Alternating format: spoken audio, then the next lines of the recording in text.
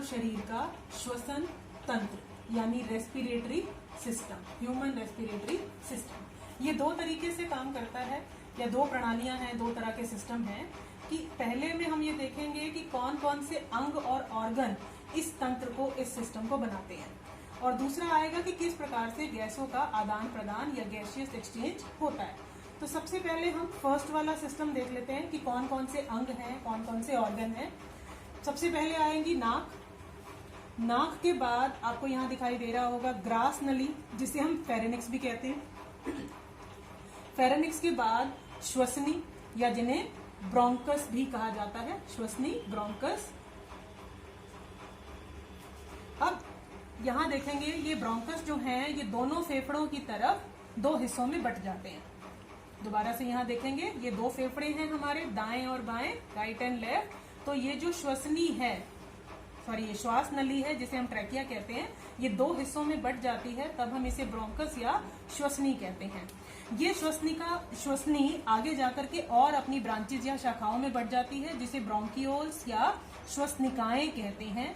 और इन ब्रोंकियोल्स या श्वसनिकाओं के जो अंतिम सिरे पर आपको ये छोटे छोटे बलून तरह के, गुब्बारे की तरह के स्ट्रक्चर दिखेंगे जिन्हें कूपिकाएं या एल्वियोलाई कहते हैं। तो इसके अंग कौन कौन से हो गए? नाक, उसके बाद आपका ग्रास नली या फेरेनिक्स, देन ट्रैकिया और श्वास नली, फिर आएगी श्वसनी या ब्रोंकस, उसके बाद ब्रोंकियोल्स श्वसनिकाएं, और फिर एल्वियोलाई कूपिकाएं। तो ये इसके अंग हैं। अब इन अंगों के हम कार्य देख लेते हैं। नाक क्या है? नाक हवा का एंट्री पॉइंट है, यहाँ से हवा शरीर के अंदर घुसती है।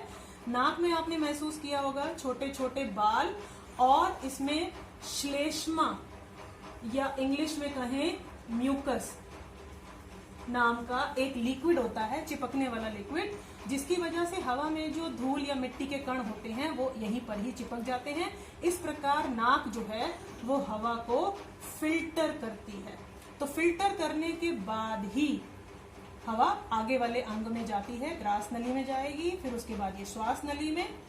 अब ये श्वास नली के बाद श्वसनियों में दोनों फेफड़ों की तरफ जाने लगेगी, दोनों श्वसनियों से, और फिर जाएगी ये श्वसनिकाओं में, और फिर जाएगी लास्ट में ये छोटे छोटे जो आपको दिखाई दे रहे हैं कूपिकाओं या एल्वियोलाई में। अब इन कूपिकाओं या एल्वियोलाई में ही गैसों का आदान प्रदान होता है। अभी तक तो हवा को सिर्फ एक पैसेज मिल रहा था, हवा जो है वो फिल्टर हो रही थी। अब गैसों का आदान प्रदान होगा, यानी कि गैसियस एक्सचेंज होगा। होता क्या है, मान लीजिए कि यहाँ पर ये एक एल्वियोलाई का सेल है और यहाँ पर एक शरीर का दूसरा सेल है। ये एल्वियोलाई के अंदर बहुत सारे ब्लड वेजल्स आई होती हैं, बहुत सारी रुधिर वाहिकाएं आई होती हैं। अब ये जो सेल है इसके अंदर पहले से ही कार्बन डाइऑक्साइड ये सेल के अंदर बहुत सारी है, जो इसने किसको देनी है? एल्वियोलाई को, कूपिका को देनी है। कूपिका के अंदर अभी हमने क्या भरा है? ऑक्सीजन, जो ये शरीर की सेल को दे दी जाएगी। तो इस प्रकार कार्बन डाइऑक्साइड कूपिका ने, एल्वियोलाई ने ले ली, और शरीर की कोशिका को, शरीर के सेल को ऑक्सीजन दे दी। तो ये गैसों का आदान प्रदान यही कूपिकाओं में होता है।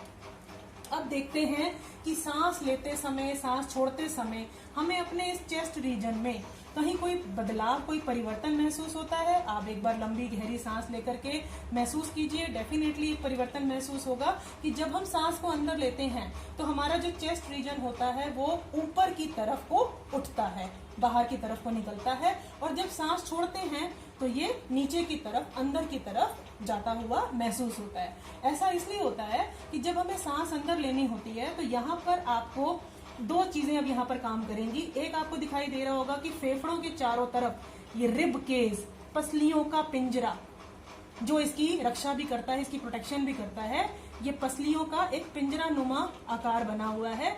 ये पसलियां क्या करेंगी? कॉन्ट्रैक्ट, टाइट हो जाएंगी, कॉन्ट्रैक्ट हो जाएंगी, संकुचन होगा इनका। और दूसरी तरफ से ये जो नीचे का आप देख रहे हैं डायफ्राम, ये समतल हो जाएगा, फ्लैट हो जाएगा, जिसकी वजह से फेफड़ों में ज्यादा जगह बढ़ जाएगी, वॉल्यूम बढ़ जाएगा, आयतन बढ़ जाएगा, और एयर का जो प्रेशर है यानी हवा का जो दबाव है वो कम हो जाएगा। वॉल्यूम बढ़ेगा और प्रेशर कम होगा, जिसकी वजह से हवा फटाफट से बाहर नाक और ये श्वास नली, श्वसनी से होती हुई फेफड़ों के अंदर घुसेगी।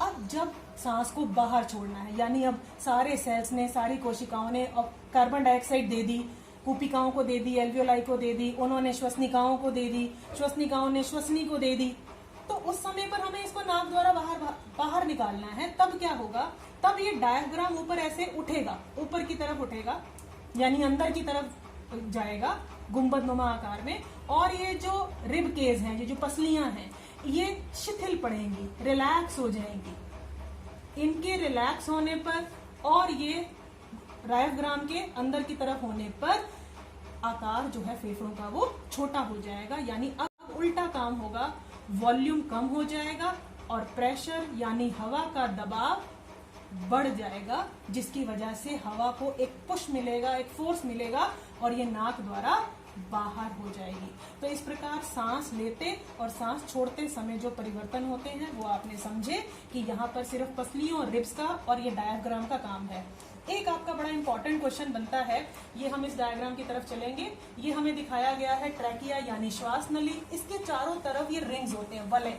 इन्हें हम उपास्थि या कार्टिलेज रिंग्स भी कहते हैं, क्योंकि ये कार्टिलेज या उपास्थि नाम के उत्तक यानी टिश्यू से बने हुए, 9th क्लास में आप पढ़ चुके हो। ये जो टिश्यूज हैं ये श्वास नली के लिए क्या काम करते हैं, ये बड़ा इंपॉर्टेंट क्वेश्चन है। ये श्वास नली को खुला रखते हैं, हवा को एक रास्ता देते हैं, इसको संकुचित नहीं होने देते। अगर ये संकुचित हो जाएगी तो हवा को पैसेज या रास्ता नहीं मिलेगा, तो ये उसे खुला रखते हैं। ये भी एक इम्पॉर्टेंट क्वेश्चन है। और दूसरा आपका इम्पॉर्टेंट क्वेश्चन यही बनता है कि सांस लेते हैं जब, तो डायफ्राम समतल हो जाता है और ये रिब्स यानी पसलियां संकुचित या कॉन्ट्रैक्ट हो जाती हैं, जिससे कि वॉल्यूम बढ़ता है और प्रेशर कम हो जाता है। और सांस छोड़ते समय सेम इसका उल्टा होगा, डायफ्राम ऊपर की तरफ, पसलियां रिलैक्स, वॉल्यूम कम और दबाव ज्यादा, जिससे कि हवा को दबाव मिला और वो बाहर हो गई। This was all about our respiratory system. हमारा श्वसन तंत्र में कौन कौन से अंग हैं और वो किस प्रकार काम करते हैं।